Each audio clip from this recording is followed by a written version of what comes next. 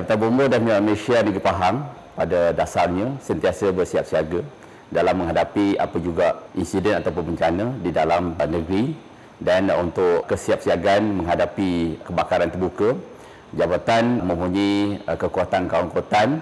Setakat ini adalah seramai 1,111 orang dan disokong oleh pasukan bomba sukarela iaitu seramai 793 orang, dan bersama aset-aset yang ada di dalam negeri ini seperti floating pump, budget pump, forest fire, firefighting equipment dan sebagainya.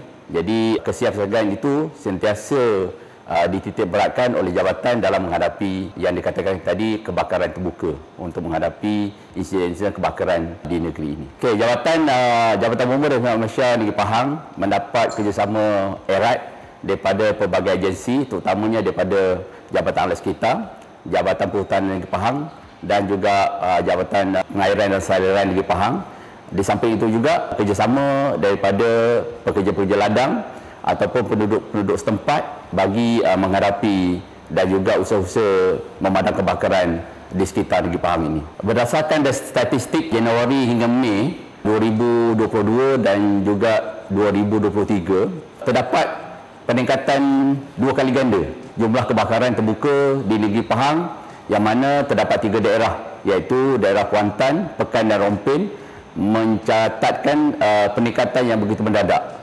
Ini mungkin disebabkan oleh faktor cuaca yang terdapat pada tahun ini yang menyebabkan statistik kebakaran terbuka ini meningkat berbanding daripada tahun lepas. Okey, dalam menghadapi kebakaran terbuka ini, faktor kemarubaian itu sentiasa ada kepada anggota-anggota pasukan pemadam. Jadi SOP yang telah ditetapkan oleh jabatan sentiasa dipatuhi. Walau bagaimanapun kemalangan tidak dapat dielakkan, tetapi kita cuba untuk meminimalkan kemalangan tersebut dengan mematuhi seperti mana saya kata tadi SOP jabatan, seperti pemakaian PPE yang lengkap semasa pemadam kebakaran dan mengikut garis panduan garis pundan yang telah ditetapkan bagi mengelakkan insiden-insiden yang tidak diingini berlaku sepanjang operasi pemadaman dijalankan. Dari dalam menghadapi kesiapsiagaan, menghadapi dan juga menangani insiden-insiden kebakaran terbuka ini, Jabatan Bomba dan Penyelamat Malaysia Negeri Pahang mempunyai sebanyak 28 buah balai bomba di seluruh negeri, dan seperti mana saya katakan tadi, keanggotaan seramai 1,111 orang sentiasa bersiap siaga dalam menghadapi insiden ini. Okey, yang pertama, nasihat saya kepada masyarakat iaitu cuba elakkan kebakaran terbuka, yang mana pada masa sekarang cuaca kering dan panas yang akan menyebabkan kebakaran akan cepat merebak dan boleh tidak terkawal apabila tidak ada teknik ataupun tidak ada pengetahuan yang luas berkaitan dengan aspek-aspek kebakaran terbuka ini. Yang kedua, elakkan daripada membuang puntung-puntung rokok di kawasan-kawasan yang adanya pokok-pokok ataupun rumput-rumput kering. Nasihat saya juga kepada masyarakat sentiasa peka dan menjadi mata dan telinga kepada agensi-agensi kerajaan bagi memberitahu ataupun melaporkan mana-mana kebakaran terbuka yang dinampakkan ataupun dilihat oleh masyarakat, oleh tuan-tuan dan perempuan, bagi mengelakkan kebakaran tersebut merebak dengan lebih luas lagi.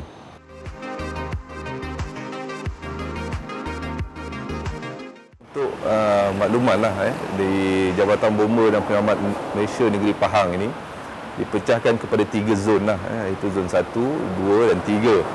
Mana saya di kawasan zon 1 ini terbahagi kepada 3 daerah lah, iaitu daerah Kuantan, Pekan dan Rompin.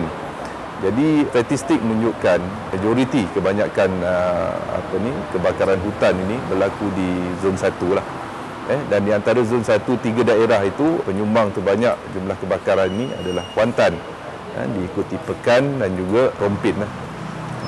Namun begitu, kebakaran di Kuantan ini kebanyakannya adalah api beluka lah, yang mana boleh kita padam dengan segera berbanding dengan mungkin di Pekan apabila melibatkan hutan paya gambut yang lebih memerlukan lebih masa dan strength untuk melakukan pemadaman.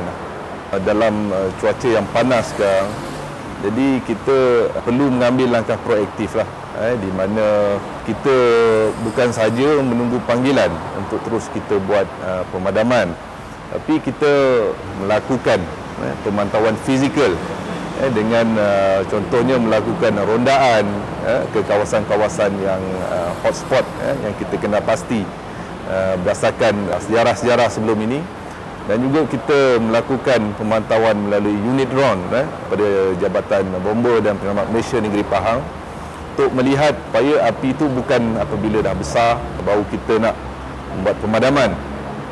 Jadi dalam menjalankan kerja-kerja ini, melakukan pemantauan fizikal ini, kita juga mendapat kerjasama yang baik daripada masyarakat setempat lah, untuk melapor kepada kita sekiranya berlaku kebakaran hutan ini. Okey, dalam operasi api hutan ataupun fire gambut lah, dia memang betul-betul satu operasi yang mencabar kepada semua yang terlibat. Sebagai contoh, saya katakan apabila kita membuat pemadaman, kita bukan duduk statik. Maksudnya mungkin faktor angin dan sebagainya, kebakaran itu kita tak boleh jangka dia merebak ke mana. Dan kita yang pertama, kita nak menyekat kemerebakan itu, dan kadang-kadang kita kena mobilize, kita kena bergerak. Dan kita bila bergerak, kita kena mengangkat peralatan kita. Jadi ini memerlukan tenaga yang banyak dalam cuaca yang panas, dan kekuatan fizikal dan mental untuk menghadapi cabaran ini. Dan juga apabila dalam operasi hutan ini juga, dari hari ke hari kita perlu monitor taktikal kita, perancangan kita. Kerana dia tidak semestinya perancangan itu sama dari hari ke hari, dan dia akan berubah dari masa ke masa berdasarkan contohnya faktor cuaca dan sebagainya. Dan kita ada cabaran juga bagaimana kita nak pool atau untuk kita kumpulkan kekuatan logistik kita apabila telah melibatkan banyak balai dari segi penghantaran dan sebagainya. Dan juga dalam operasi kadang-kadang mungkin ada masalah mekanikal pada pam contohnya. Jadi kita perlu menukar pam ataupun perlu membaiki segera, kerana ini betul-betul cabaran lah kepada kita bagaimana kita menghadapinya, dan taktikal kita itu untuk supaya tersusun, supaya kita boleh memadam dengan cekap dan berkesan. Okay, pesanan saya kepada masyarakat di luar sana, supaya dalam cuaca yang sebegini janganlah buat pembakaran terbuka, kerana apabila pembakaran terbuka ini tidak dikawal, dan dia akan menyebabkan kemerebakan yang di luar jangka, di mana apabila keadaan telah kering dan panas serta berangin, akan membantu menyebabkan kemerebakan yang menyebabkan kebakaran hutan yang besar lah. Jadi cuba hentikan pembakaran terbuka ini, dan juga masyarakat tidak membuang seperti putung rokok ke tempat-tempat hutan yang kering, belukar dan sebagainya. Jadi ini harapan kita supaya sama-sama kita boleh membendung kebakaran hutan kita di negara inilah.